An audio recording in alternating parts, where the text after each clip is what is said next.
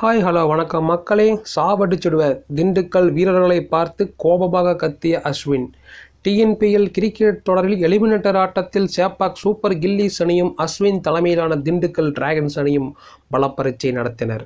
இந்த போட்டியில் முதலில் பேட்டிங் செய்த சேப்பாக் சூப்பர் கில்லிஸ் அணி 20 ஓவர் முடிவில் 6 விக்கெட் இழப்பிற்கு 158 ரன்கள் எடுத்தது. இதில் கேப்டன் பாபா அபர்ஜித் 54 பந்துகளில் 72 ரன்கள் குவித்தார். நாராயண் ஜெகதீசன் 16 பந்துகளில் 25 ரன்கள் சேர்த்தார்.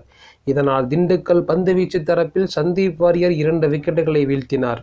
இதை அடுத்து 159 ரன்கள் எடுத்தால் வெற்றி என்ற இலக்கில் களமிறங்கிய திண்டுக்கல் அணியில் சிவம் சிங் அபாரமாக விளையாடி 49 பந்துகளில் 64 ரன்கள் சேர்த்தார். கேப்டன் அஸ்வின் 35 பந்துகளில் 57 ரன்கள் சேர்த்தார்.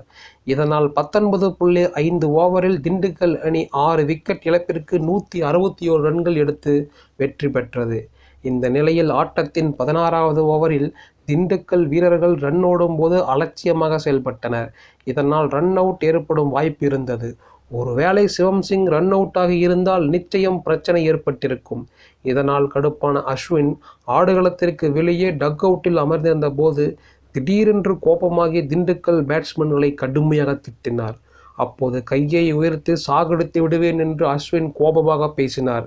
இந்த வீடியோ தற்போது சமூக வலைதளத்தில் வைரலாகி வருகிறது. சாதாரண ஒரு போட்டியாக இது இருந்தாலும் வெற்றியை பெற வேண்டும் என்பதற்காக அஸ்வின் தீவிரமாக செயல்படுகிறார் என்று பலரும் அவரை கமெண்ட் எடுத்து வருகின்றனர். அஸ்வின் பார்ப்பதற்கு அமைதியாக இருந்தாலும் ஒரு தாதா போல் களத்திற்கு வெளியே செயல்படுவதாக ரசிகர்கள் கிண்டல் அடித்து வருகின்றனர்.